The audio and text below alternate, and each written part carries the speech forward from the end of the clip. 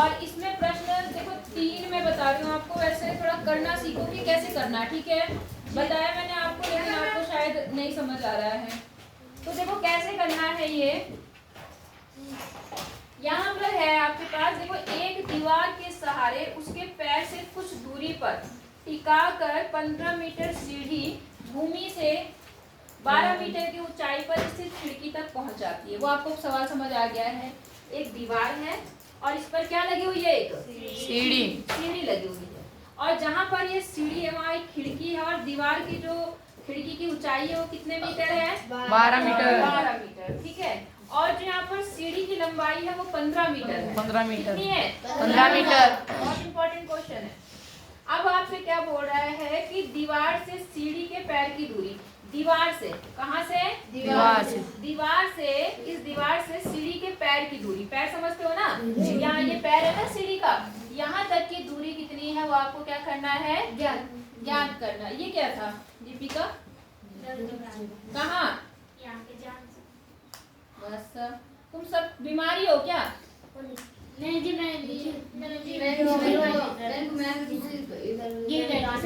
ठीक है। तो आपको ये क्या निकालनी है कि दीवार से सीढ़ी के पैर की दूरी। तो हम कैसे करेंगे इन सवालों को, ध्यान से समझना। हम पहले लिखते हैं ऐसे, माना, क्या लिखते हैं, दीवार से, कहां से, दीवार से कहां तक की, सीढ़ी के पैर की दूरी, सीढ़ी के पैर की दूरी, पैर तक की दूरी हम क्या मान रहे हैं, x मान रहे हैं, x मीटर है। क्या मान लिया हमने, x मीटर। बात समझ आ गई। अब हमें पता है कि जो दीवार है और जो जमीन है वो क्या है आपकी, यहाँ पर बिल्कुल स्ट्रेट होते हैं, ऐसे होते हैं, 90 अंश के कोण पे होते हैं। इसका मतलब यहाँ त्रिभुज कैसा बन रहा है, समकोण, ऐसा बन रहा है, समकोण। तब त्रिभुज जो है आपका, यहाँ पर हम क्या लगाएंगे, पाइथागोरस प्रमेय। कौन सी प्रमेय लगाएंगे, पाइथागोरस प्रमेय। सर क्या कह रहे थे कल, पाइथागोरस प्रमेय के बारे में मैंने आपको बता रखा।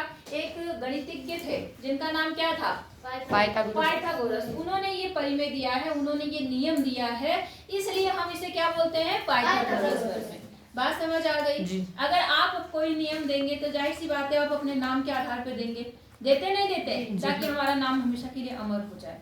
बोलते हैं कि नहीं बोलते हैं। तो वैसे ही पाइथागोरस ने इसकी बात बताई थी कि क्या होता है, वो मैंने आपको बता रखा कि समकोण त्रिभुज पर अगर आप क्या करो, यहाँ पे एक वर्ग बना दो, यहाँ एक वर्ग बना दो, यहाँ एक वर्ग बना दो। बताया था मैंने वो भाइयों वाला केस जी, कि 2 भाई हैं और जमीन बांटनी थी, बताया था, याद है। मैंने आपको बताया था कि यहाँ पर जो वर्ग है और यहाँ जो वर्ग है वो 1 को मिलेगा, उधर वाला 1 को, मतलब इन दोनों के जोड़ के बराबर यहाँ का वर्ग आता है। बताया था ना मैंने आपको, कई बार बता रखा, ठीक है। तो पाइथागोरस ने क्योंकि ये बात बताई थी, इसलिए हम इसे क्या बोलते हैं, पाइथागोरस प्रमेय। बात समझ आ गई। तो क्या है पाइथागोरस प्रमेय, बोलो, कर्ण स्क्वायर लंबी स्क्वायर प्लस आधार स्क्वायर। सबको रटा हुआ है जी। ये 7 8 में भी आएगा, 9 में आएगा, 10 में आएगा, सबको आना चाहिए। कर्ण स्क्वायर बराबर लंबी स्क्वायर प्लस आधार स्क्वायर। कॉपी को भी बाद में फाड़ लेना, ये काम बाद में भी हो सकता है, पहले यहाँ समझ लो मैं क्या बता रही हूँ। मारूंगी मैं, जब मैं यहाँ समझा रही तो वहाँ क्या देख रहा, फिर सबको समझ आ गया जी, किसी को कोई कंफ्यूजन तो नहीं है। मैंने सीढ़ी को सीढ़ी तरह दिखा रखा, हमने केवल एक लाइन से दिखा रखा, कोई दिक्कत नहीं है। अब आपको पता है कर्ण क्या होता है, कर्ण क्या होता है, कौन सी भुजा इसमें कर्ण है, 15 मीटर। मतलब जो 90 के सामने है, मतलब जो सबसे बड़ी है, हाँ या ना जी। तो बराबर के इधर क्या लिखा हुआ मैंने, कर्ण। तो मेरा कर्ण कितना है, 15 मीटर। बोलो, बात समझ आ गई जी। क्या निशान है यहाँ पर, बराबर। फिर क्या है हमारा, लंब कितना है, 12 का स्क्वायर, ठीक है। अब उसके बाद में क्या है, आधार कितना है, x। यहाँ तक समझ आया नहीं आया, मान किसका निकालना है, x का, किसका, x। बेटा जब x का मान निकालना तो x को एक तरफ रखेंगे, बाकी सबको इधर, बराबर का, प्लस का, माइनस का, इन सबका विशेष ध्यान रखना पड़ता है कि कौन सा चिन्ह कहाँ लग रहा है, ऐसे नहीं कुछ भी कर दो। ठीक है, पहले इनको स्क्वायर करो। तो 15 का स्क्वायर कितना बनता है, जल्दी बताओ। कहा था याद करने के लिए, याद भी नहीं करा तुमने। 225।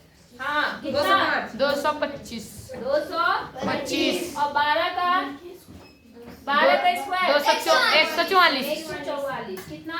144 और प्लस एक्स स्क्वायर। ठीक है, मान किसका निकालना है? एक्स। तो एक्स को एक तरफ रखो, बाकी सबको एक तरफ। तो इसके पहले कौन सा चिन्ह है? एक कुछ नहीं है तो प्लस चिन्ह होता है। क्या है? प्लस मतलब ये प्लस में है, तो इधर आके क्या होगा? माइनस। तो यहाँ पर ये तो अपनी जगह रहा, ये अपने घर में है। इसके घर में कौन आ रहा है? ये। तो जब ये इसके घर में आएगा तो इसका चिन्ह क्या होगा? बदल जाएगा। अगर ये प्लस है तो माइनस हो जाएगा, माइनस है तो प्लस हो जाएगा। यहाँ जब कोई चिन्ह नहीं है तो हम उसे कौन सा चिन्ह बोलेंगे? प्लस। तो प्लस इधर आके क्या हो गया? माइनस। बराबर एक्स की स्क्वायर अपनी जगह रहा। बोलो, समझ आया? जी। नहीं आया? आया जी। ठीक है। अब जब आप इसमें से इसको घटाओगे तो 5 में से 4 गया, कितना आ गया? एक। और यहाँ क्या आया? 12। 12 में से 4 गया तो कितना आया? 8। 1 में से 1 गया? 0। और यहाँ क्या आ गया आपका? X square. एक्स ये स्क्वायर। बराबर अपना चलता रहेगा, इसमें नहीं हटा देना कि तुम बराबर ही हटा दे रहे हो। अब यहाँ पर क्या होता है, मैंने आपको बताया था एक्स का मान निकालेंगे तो यहाँ पर क्या लगेगा? वर्गमूल। लगेगा नहीं लगेगा? जी। अब 81 का वर्गमूल क्या होगा? 9। क्या होगा? 9। तो ये कितना आ गया? 9। और यहाँ क्या आ गया? एक्स। तो इसका मतलब क्या है बताओ? आप क्या लिखेंगे? आप लिखेंगे जो आपने यहाँ पे पॉइंट लिखा है उसी को लिखेंगे। अब माना की जगह क्या आ जाएगा? अतः क्या आएगा? अतः दीवार से, कहाँ से? दीवार से कहाँ तक? सीढ़ी के पैर तक, सीढ़ी के पैर तक की दूरी, पैर तक की दूरी, की दूरी कितनी है? एक्स मतलब एक्स कितना आया? 9। और साथ में क्या? मीटर की सेंटीमीटर? मीटर। 9 मीटर है। बोलो, बात समझ आई? जी। करने का तरीका समझ आया? जी। जोड़ना घटाना कब होता है समझ आ रहा है? जी। जब ये बराबर के इधर रहेगा तो घटेगा, अगर एक ही तरफ होते तो जुड़ जाता। जी। ठीक है? समझ आया? उदाहरण फिर अगला बताती हूँ। देखिए, चौथा प्रश्न क्या बोल रहा है कि निम्नलिखित में भुजाओं के कौन से समूह एक समकोण त्रिभुज बनाते हैं और कौन से नहीं। समझ आई बात? आप देखो, जैसे पहला सवाल है यहाँ पर, एक बात नहीं करेंगे, ये 2.5 सेंटीमीटर दिया हुआ है। फिर अगला कितना है? 6.5 सेंटीमीटर। और कितना दिया हुआ है? 6 सेंटीमीटर। ऐसी 3 भुजाएं हर सवाल में दी हुई हैं। एक मारूंगी वही आके। कितनी भुजाएं दी हैं? 3 भुजाएं दी हैं। और आपको बताना है कि एक समकोण त्रिभुज बना रहा है या नहीं बना रहा है। बात समझ आई? तो हमें ये पता है, क्या पता है? समकोण त्रिभुज में क्या होता है? बोलो बोलो बोलो। 2 बड़े और एक छोटा। ऐसे नहीं बोले। जैसे समकोण त्रिभुज का नाम आएगा, जैसे ही, और भुजाओं का आपने सीधे पाइथागोरस प्रमेय के बारे में बताना है। ठीक है? क्या होता है? कर्ण का स्क्वायर बराबर लंब स्क्वायर प्लस आधार स्क्वायर। यही होता है ना। अब देखो, इनमें से कोई भी कर्ण, कोई भी लंब, कोई भी आधार होगा, लेकिन आपको एक चीज पता है कि सबसे बड़ी भुजा कौन सी होती है? कर्ण। तो हम क्या करते हैं? कर्ण का स्क्वायर करते हैं। अगर वो अन्य 2 भुजाओं के वर्ग के योग के बराबर आ जाए, उनका वर्ग करके और जोड़ के बराबर आ जाए, तब वो एक समकोण त्रिभुज होगा। अगर बराबर नहीं आता तो समकोण त्रिभुज नहीं होगा। ठीक है? उठना मत अभी। समझ आया? तो सबसे पहले हम क्या करेंगे? हम सबसे बड़ी भुजा का स्क्वायर करेंगे। सबसे बड़ी भुजा कौन सी है? 2.5, 6.5 या 6 है? 6.5 हम इसका स्क्वायर निकालते हैं। ठीक है? तो मैंने आपको ये जैसी संख्या इनका स्क्वायर करना बताया। 6.5 का मतलब रियल में 65। अभी थोड़ा कैलकुलेशन करने के लिए, तो 65 को 65 से गुणा करने के लिए मैंने कहा पहले इनको गुणा कर लो। और इसको कैसे गुणा करते हैं? 6 और एक 7 लेकर, तो 6 6 36, 6 7 42। यही तो होगा ना, शॉर्टकट जो बताया था मैंने। अब यहाँ पर कितने अंक पे दशमलव आएगा? 1 और 1, कितने अंक हो गए? 2। 1 2। तो इसको करने पर कितना आ गया? देखो, 42.25। कितना आया? 42.5। अब पुनः हम दूसरा ले लेंगे। दूसरा कौन सा है बेटा? ये एक भुजा कौन सी है? 2.5 का स्क्वायर, और दूसरी छोटी भुजा कौन सी है? 6 का स्क्वायर। अगर इनका जोड़ इसके बराबर आएगा तो समकोण त्रिभुज है, वरना समकोण त्रिभुज नहीं है। नहीं है। तो बेटा जब हम इसको दोबारा करेंगे, पहले 25 5 10 2.5 को हम 25 समझ लेते हैं। क्या समझ लेते हैं? 25 का क्या हो जाएगा? देखो 5 5 25 और यहाँ क्या होगा? 3 दूनी 6 और कितने अंक पे दशमलव? 1 और 1 2 2। तो कितना बन गया यहाँ पर? 6.25 और 6 का स्क्वायर कितना होता है? 12। हाँ बेटा 6 36। कितना? 36। अब 36 को इसके साथ जोड़ना है, तो आपको दशमलव के जोड़ घटाव सिखाया मैंने पहले। तो 36 के आगे कोई दशमलव नहीं है, तो यहाँ 36 0 0 कर सकते हैं। और यहाँ कितना है? 6.25। समझ आया? जोड़ने का नियम पता है ना आपको? जोड़ने घटाने का दशमलव के नीचे दशमलव। तो यहाँ तो कितना आ गया? 25 6 6 12 का 2 हासिल 1 कितना आया? 42.25 आया या नहीं आया?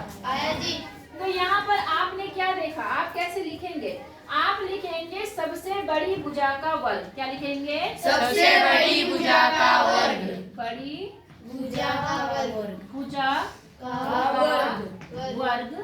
अन्य मतलब जो दूसरी है। अन्य दो भुजाओं का के वर्ग के। किसके? वर्ग के और उसके बाद क्या है? प्लस हाँ योग के बराबर है कि नहीं है? बराबर है। इसलिए क्या होगा?